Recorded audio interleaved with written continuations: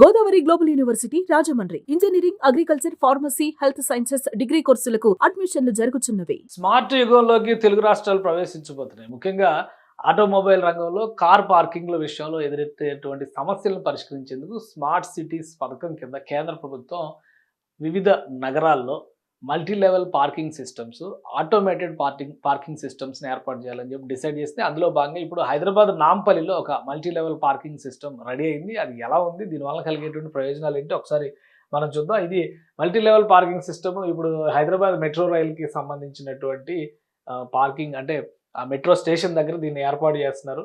దాదాపు 250 కార్లు ఒకేసారి పార్క్ చేసేటువంటి అవకాశం ఉంటుంది. పీపీపీ మోడల్, అంటే పబ్లిక్ ప్రైవేట్ పార్ట్నర్షిప్ పేరుతో 15 అంతస్తుల్లో ఈ భవనాన్ని నిర్మించారు. 15 అంతస్తులు, అలానే 10 అంతస్తులు పూర్తిగా ఈ భవనంలో కార్ పార్కింగ్కి మాత్రమే కేటాయిస్తారు.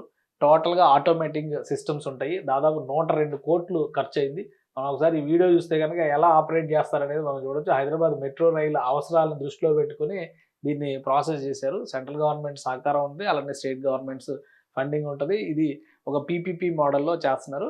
ఈ ప్రాజెక్ట్ని ఆల్రెడీ హైదరాబాద్ మెట్రో రైలు ఎండి పరిశీలించారు. త్వరలో ప్రారంభించబోతున్నారు. ఈ ప్రాజెక్టు వలన కలిగేటువంటి ప్రయోజనం ఏంటంటే, ఎక్కడ పడితే అక్కడ పార్కింగ్ చేయడం ఇబ్బంది అనుకునే చోట కార్ అలా ఆటోమేటిక్ జస్ట్ అట్లా కార్ని తీసుకొచ్చి అక్కడ పార్క్ చేసి వెళ్తే చాలు. దాన్ని ఎక్కడ ప్లేస్మెంట్ చేయాలనేది ఆ సిస్టమే డిసైడ్ చేస్తుంది. చిన్న కార్ల నుంచి ఎస్యూవీలు, పెద్ద పెద్ద వెహికల్స్ వరకు కూడా ఇందులో పార్క్ చేసేటువంటి అవకాశం ఉంటుంది. అంటే సిటీలని మోడర్నైజ్ చేసేటువంటి క్రమంలో ఈ పథకాన్ని తీసుకొచ్చారు. స్మార్ట్ సిటీస్ విజన్ కింద రాష్ట్ర ప్రభుత్వాలన్నీ కూడా దీనిపైన ఫోకస్ పెడుతున్నాయి. హైదరాబాద్లో ఈ నిర్మాణం జరిగింది. అలానే వైజాగ్లో కూడా ఇలాంటి మల్టీ లెవెల్ పార్కింగ్ సిస్టమ్నే డెవలప్ చేస్తున్నారు. ఆల్రెడీ మనం ది డెక్ అని చెప్పని ఒక పార్కింగ్ సిస్టమ్ని సంబంధించినటువంటి బిల్డింగ్ని చూస్తూ ఉన్నాము. కానీ హైదరాబాద్లో ఏంటంటే కంప్లీట్గా ఆటోమేటెడ్ డిజైన్, అంటే వెహికల్ని దానిలోకి తీసుకెళ్ళి పెట్టి వదిలేస్తే చాలు, ప్లేస్మెంట్ అదే డిసైడ్ చేస్తుంది. ఆ కోడ్ ద్వారా మళ్ళీ కార్ తీసుకునే టైంలో వెనక్కి తీసుకొచ్చేటువంటి ప్లానింగ్ ఉంది. కానీ వైజాగ్లో కట్టింది మాత్రం కంప్లీట్గా ఇది మోడల్. ఇదేంటంటే manual system. Total construction complete అయిపోయింది. ఇది 11 ఫ్లోర్లో కట్టారు. పైన 5 అంతస్తులు కూడా కమర్షియల్ స్పేస్కి ఇస్తారు. కింద బేస్మెంట్ నుంచి మొత్తం ఈ బిల్డింగ్ అంతా కూడా పూర్తిగా పార్కింగ్ కోసమే కేటాయించాలని చెప్పని డిసైడ్ చేశారు. పార్కింగ్ కోసం కేటాయించడం అంటే ఇక్కడ మనకు ఒక క్లారిటీ ఉంటుంది. పార్కింగ్ వెహికల్స్ తీసుకెళ్ళి మామూలుగా ఎలా అయితే మనం బయట పార్క్ చేస్తామో అదే తరహాలో ఈ మల్టీ లెవెల్ కార్ పార్కింగ్ కాంప్లెక్స్లో పార్క్ చేస్తారు. సో మనకి తెలిసినటువంటి ఇప్పుడు హైదరాబాద్లో వచ్చినటువంటి కొత్త సిస్టమ్ ఏంటంటే, ఇది 15 అంతస్తుల్లో ఈ భవనాన్ని నిర్మించారు. 11 అంతస్తులో దీన్ని వైజాగ్లో నిర్మించారు. కానీ హైదరాబాద్లో ఉన్న మాత్రం 15 అంతస్తులో నిర్మించారు. కార్లు ప్లేస్మెంట్ చేసేటువంటి ఫెసిలిటేషన్ కూడా దానిలోనే ఉంటుంది. అదే అంతా కూడా ఆటోమేటెడ్ సిస్టమ్ ఉంటుంది. సో భవిష్యత్ అవసరాలను దృష్టిలో పెట్టుకొని స్మార్ట్ సిటీస్ కోసం అని చెప్పని ఈ డిజైన్లు అన్నింటినీ కూడా పొందుపరుస్తున్నారు.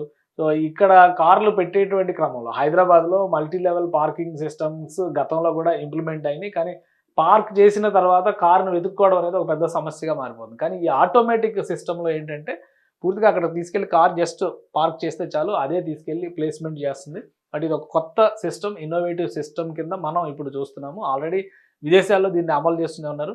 హై ఎండ్ టెక్నాలజీస్ను ఉపయోగించేటువంటి క్రమంలో మెట్రో రైలు కారిడార్ ప్రాంతాల్లో, అలానే ఈ హైదరాబాద్లో ఉన్నటువంటి ఐటీ కారిడార్ ప్రాంతాల్లో ఇట్లాంటి మల్టీ లెవెల్ పార్కింగ్ సిస్టమ్స్ లేదా ఆటోమేటెడ్ కార్ పార్కింగ్ సిస్టమ్స్ని డెవలప్ చేసేటువంటి ప్రయత్నాల్లో రాష్ట్ర ప్రభుత్వాలు ఉన్నాయి. కాబట్టి ఈ కొత్త పార్కింగ్ సిస్టమ్ వస్తే కనుక రోడ్డు పైన పార్క్ చేసేటువంటి సమస్య తప్పుతుంది. అయితే పార్కింగ్ ఫీజు మాత్రం చెల్లించాల్సి ఉంటుంది. ఇది ఎక్కడైనా కానీ ఆ మెయింటెనెన్స్ కోసమైనా కట్టాల్సి ఉంటుంది. ఎందుకంటే ఇప్పుడు హైదరాబాద్లో నిర్మాణం చేసినటువంటి ప్రాజెక్టు దాదాపు 102 కోట్ల రూపాయల ఖర్చుతో ప్రైవేటు భాగస్వామ్యంతో నిర్మించారు.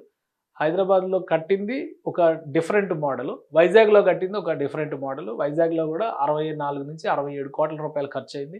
సో ఇటువంటి పార్కింగ్ సిస్టమ్స్ రాబోయే రోజుల్లో ప్రతి సిటీలో మనం చూసేటువంటి అవకాశం ఉంటుంది. సుమన్ టీవీలో మీ పర్సనల్ అండ్ బిజినెస్ ప్రమోషన్స్ కోసం కింది నెంబర్కి కాంటాక్ట్ చేయండి.